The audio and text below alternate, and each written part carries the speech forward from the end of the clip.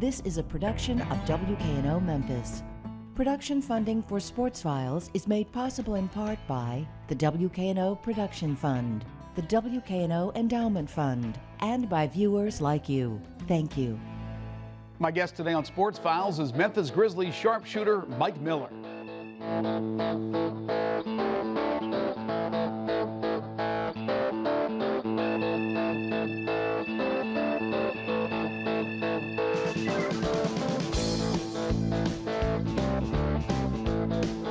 He may have been born in South Dakota and played his college ball in Gainesville, Florida, but Mike Miller feels at home in Memphis. And why not? Miller spent 5.5 seasons of his pro career in the Bluff City and now returns for a second stint. Even when Miller left the city after a 2008 trade, his impact on the community remained intact. The Mike Miller Foundation continues to help those less fortunate in several communities, including Memphis, and his M33M AAU team continues to provide an outlet for talented young players from the Mid-South. After being part of 2 NBA championships in Miami, Miller is now intent on helping the Grizzlies get to the promised land. Miller felt comfortable with his old surroundings, which included a chance to move his family back into their old house. But when push came to shove, it was the Grizzlies' ability to once again challenge in the West that provided the biggest incentive for him to return to the team, where he once was named the 6th man of the year. And whether he starts or likely comes off the bench, Miller feels he has a lot more to offer in this, the twilight of his career. Today, a Grizzlies newcomer who also happens to be an old standby. Mike Miller joins me next on Sports Files.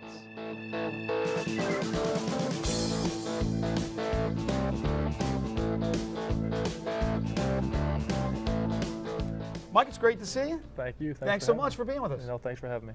Well, how does it feel to be back in Memphis? We're excited. I think the whole family's excited. We had a great run here, and now we have anticipations to having another one here as well. Mike, you had a number of teams wooing you, trying to get your services, including Oklahoma City, one of the heated rivals of Memphis. You had Kevin Durant wanting you to go there. Was it an easy choice? Was it a hard and difficult choice for you? Well, it's always difficult because at this stage in my career, especially, it becomes a family issue as well. Right. And coming from where I was in Miami and being on top and having a chance to win a championship every year, that was obviously goal number one, was find a team that we felt like we had a chance to win. But number two was find a place for my family to be comfortable. And my kids love it here. We have our house here. We've always had a great relationship with the community here. And the organization and where the team's at right now just made it a win-win for everything. How crazy is that you come back and your house is right there for you? Yeah, I think that's what it was a sign. It was a sign for us. And like I said, we've always loved it here. We've always had a great relationship with the community here, and the team where they've built this franchise and this organization to speaks volumes to everyone that's been a part of it and who's taking control of it now, and I'm just happy to be a part of it now. Of course, in the past when you played with the Grizzlies, it was Michael Heisley as the majority owner, different ownership. Now you have Robert Pera. Your thoughts when you first got a chance to talk to Robert, when they try to bring you here to Memphis, you meet with Jason Levy, you meet with Robert, you meet with some of the other guys who are now running this organization. What was that like for you? It was good. I think obviously it's unique. You don't find too many 35-year-old owners who have a passion for basketball. At 35, you can only dream about having the money to buy a team, but then have the passion for basketball like he does. And then you add Levy in and the rest of the staff that they have here. One of the questions I've had, and they've passed it on every way, shape, and form, is you can't guarantee anything. We can't guarantee that we're going to be in the Western Conference Finals next year. You can't guarantee that we're going to be in the NBA Finals next year. But as long as you give us the resources and you give us the things and are committed to winning, which they are, that's all you can ask for as an organization. So I'm happy to be here. Now, I know it was important to you, and it's pretty obvious it's important to most athletes. You want to know what your role is, what your playing time will be, certainly when you're making a decision between a number of teams. So you've had a chance to talk to management, ownership, and of course now Dave Joerger, the new head coach. What is your role going to be? I think it's up in the air yet. I've talked to Coach. I have a great relationship with Coach. I have a great relationship with the whole organization. That's one thing that I give them a lot of credit for, is their communication. They're very good at that. And for me, it's about whatever they need from me at this point. Like I told you, my body feels unbelievable, and I think I'm in a position now where I can take on more of a role again, almost like how I played when I was here earlier, is in pick and roll situations, maybe some at the 4, right, and just knock down shots when they need them. Yeah, I'll tell you a little secret. They need shooting, and they really need you. But you look great. You feel real good, because a lot of people, when you signed with the Grizzlies, thought, well, Mike will come off the bench. They'll give him some days off. He won't play all the time. He's not 100%, and they need him for the postseason. But that's not necessarily the case. You feel you're ready to give productive minutes and a lot of minutes to this organization. I'm ready to go. And if you saw anything of what I was able to do last year at the end of the year, I feel great. I really do. I feel like I'm moving better than I have in 5-6 years. My body hasn't had any problems in the last 2 years, and I'm expected to come in here and work hard. I don't want days off. They don't pay me to have days off, so I'm going to do everything they ask me to do. If they tell me to take a day off, I'll do it, but I'm not expecting it. Do you still have that eagerness to? I mean, you've won 2 championships now. A lot of athletes can sit back and relax a little bit on their laurels. Yeah. You still got that eagerness to go out there and win a third? More than ever. It's almost, I always say it, it's crazy. It's the Pringles theory. It really is. Once you pop, you can't stop. and it's the truth, though. It really is. I mean, when we lost it the first year, it hurt, right? In Miami, it really hurt. We won it the next year. You find out how fun it is and how much it brings everyone together, not just the team, the organization, but the fan base. And if we'd have lost it last year, and we were close to it, if we'd have lost it last year, that would have hurt way worse than the year before, because it is so hard to do it. Every year it's so hard to do it, and it's so fun. So, I have it more than ever. What did you learn from your time in Miami? Everything that it takes to win, everything that it takes to be a champion, everything that it takes to be a good teammate. Because it takes so many different things to win. Making what the Grizzlies did last year and making the Western Conference Finals is amazing. I don't think people understand how hard it is to get there. Right. And I don't think people understand how hard it is to win 50 games. And now the West is even harder than it has been. So getting there and doing those things, it takes small things. Everyone's talented at that level. Everyone's talented when it comes down to the last 4, last 6, last 8. Everyone's talented. It takes little things, and I think I learned that. It's a roller coaster ride, and there were so many times, even when we won it the last 2 years, where people counted us out to lose the series. And it's about staying together, staying positive, being a good teammate, and learning. You learn that through wins and losses. One more thing on your former team. Give me a sentence or two about LeBron and about Dwayne Wade that people would not know or maybe surprised to know about them. Hard workers. I think this might be longer than a sentence or two, but with LeBron, he's so talented and so gifted. But the time he puts in, if you've seen his improvement, I saw it in 3 years in every aspect of the game, his maturity level and things like that. That just speaks volumes to his character and how much he wants to win. D-Wade to me has 3 championships, and still, like you asked me that question, still wants more. And that to me is what basketball, what sports is all about. Mike, you and your lovely wife have done so much for the community, whatever the community is, whether it's Memphis, whether it be Miami, wherever you've made stops, you've given your time, you've given your money. And of course, the M33M Foundation is dear to your heart. We happen to be at an event at Ridgeway Country Club for your foundation. Just talk about how important it is. Well, we're blessed. I couldn't have pictured a better life for myself and for my kids and for my wife. And for us to be in a position where we are, where we can raise money and we can give back to Sanford Children's Hospital, or St. Jude's, or Le Bonheur, that to me is what it's all about. You can't replace being healthy. You can't replace having a family. I've been there, and the Lord works in mysterious ways. Sure. And I give stuff to the NICUs and to the hospitals and children's hospitals. And 2 years ago, my daughter was born with 5 holes in her heart, and she's in NICU for 3 weeks.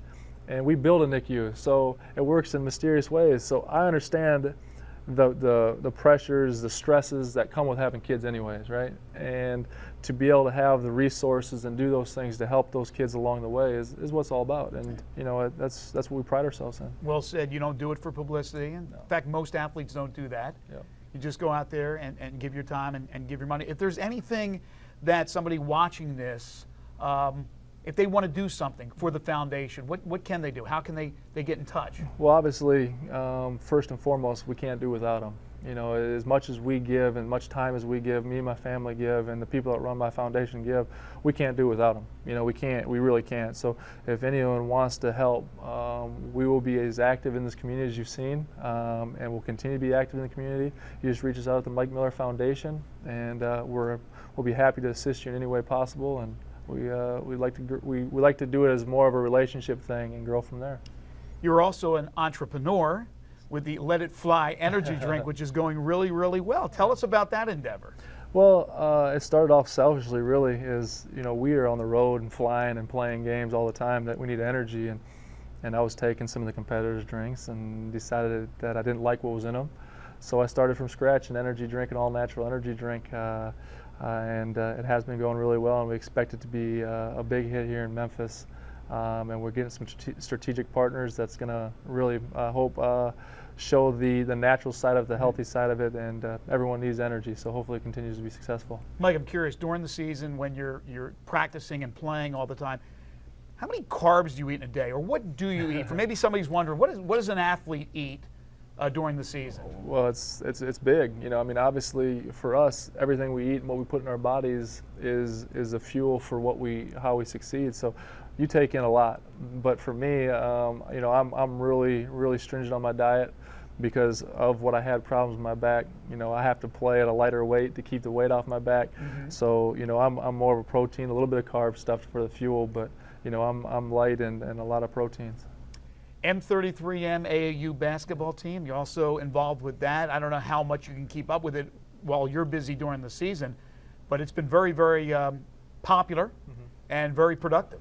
Yeah, and that's another thing that we're excited to be back here for. You know, obviously my kids are getting to that age too as well, so we're putting a lot of time behind that, and I think it's big. You know, for me, AAU basketball kind of paved the way for me, especially being from South Dakota. Without AAU basketball, people don't see me play. Right. And so it gives kids an opportunity. We try to do a good job of making sure that everyone can afford to do it. You know, traveling and playing these things is difficult. So what we do with our foundations and with the AAU programs is making sure that kids everywhere, doesn't matter where they're at, has an opportunity, if they have a passion for basketball, and have a chance to make a career or just go to college, you know, anywhere, not even Division I, but can go to college because of that. We're proud of that aspect as well. Do you see athletics in your kids' future? They like it. You know, they really, really like it, and that's the most important thing. They're really working hard at it now, so we'll see what happens. This year, the Grizzlies coming off the trip to the Western Conference Finals last year. Obviously, you were in Miami. I'm sure you kept up with what they were doing. How far can they go this season? I think the sky's the limit, and you know, and I say that in a way, you know, it's a corny saying, the sky's the limit, right? But it really is. If we stay healthy and we do the things we're capable of doing, keep the same exact mindset, right? What they've had and that's a toughness, you know, the grit and grind that they call here. It gets you a long ways. You know, the Western Conference is really tough. You know, for people to think that we can win 56 games, it's going to be very difficult. But what you want to do is you want to be successful through the season, catch a hot spell in the end, and play well as a team at the end. And if we can do those things, staying healthy, you know, the playoffs are up in the air in the West. So we like our chances. We got two big guys that are, I think, the best in the league. I think people are going to be very impressed with Kosta Koufos as a backup big. You know, obviously Mike Conley, I think you'll see him have an all-star type year this year, which is great. If we make shots, you know, and that's on me and a lot of stuff, if we make shots, I like our chances. How about Dave Yeager? Your thoughts on him? I love Coach Yeager. He brings an excitement, you know, to the game. He's a younger head coach, brings a lot of excitement. I was able to play for him as an assistant here. His X's and O's are there. You know, obviously he's going to go through some different things with it being a head coach, but he's done it before. And then his adjustments and things like that, we'll see, you know, because that's what playoffs are all about. Do you think it'll be a fairly easy transition for him? I think so. You know? I think so, because he has a relationship with the players. He knows a lot of coaching is knowing what you can and cannot say to players, what position you want to put players in. Obviously, he knows that side of it, right? So for him now is taking that step from assistant to a head coach, where now, you know, you got to get that commitment level and everyone behind you the same way as you were as an assistant. Right. So that'll be a step. But we got a veteran team. guys that are ready to win and are committed to winning. So I think that'll fall right into place. And his head coaching experience, just not at an NBA level, but still has a lot of head coaching and successful head coaching experience. So I don't think it'll be a problem. Have you thought about the first time entering a game, starting a game, whatever the case may be, the first game, opening night, the home opener, back in front of fans that love you, Mike? Have you thought about the reaction and the reception that's going to be? Well, it gives me goosebumps. I felt like I had unfinished business when I left here, and when I say unfinished business, I'm not saying win a championship. That's obviously our goal, and that's what I came here to do.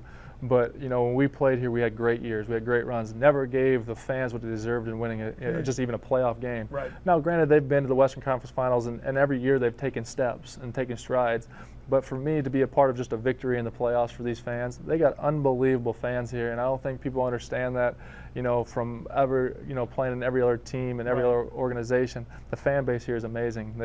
And that's what I've learned since being back is how much more it's caught fire, and so I'm excited for it. And I know they're excited to have you back. We like to end all our interviews with something we call 5 for the Road. Okay. So quick answers to these questions. We can learn a little bit more about our guests. You can't say the Grizzlies now for this answer. What is your favorite professional sports team? It doesn't matter what sport. Minnesota Vikings. The Vikings. So as a South Dakotan, is it a South Dakotan? South Dakotan, yes. Growing up, Minnesota was your closest pro team. Not real proud about them right now, but we'll be all right. 0-3 start. Favorite professional athlete of all time? Larry Bird. Okay, good choice. What's your favorite music, Mike? Country music. What about your favorite artist? Right now, Eric Church. So you listen to country music before you go out on the court? Yes. Okay. Favorite movie of all time? God, I know these are supposed to be quick answers, but that's a tough one. Shawshank Redemption. Shawshank Redemption. Is there a movie that you watch with the kids? How old are the kids, by the way, now? 10, 9, and 2. Okay, so what do you watch with the kids, by the way? They watch all the Avengers, Spider-Man. I'm into all this. Batman, all that stuff. I'm into all that now. Okay, final question for you. Favorite television show of all time? Fresh Prince of Bel-Air. Really? Yes. Awesome. You still like Fresh Prince of Bel-Air? Big time show. Hey, Will's pretty good, right? He is very good. He's very good. Hey, can you do the dance from I can't do Carlton? the Carlton. I'm not that corny yet. I can try it sometime. Hey, Mike, thank you so much. We appreciate it. Thank Best of you. luck. Looking forward Thank to you. seeing you back on the Thank court you in a so Grizzlies much. uniform. Thank you. Thanks for having me.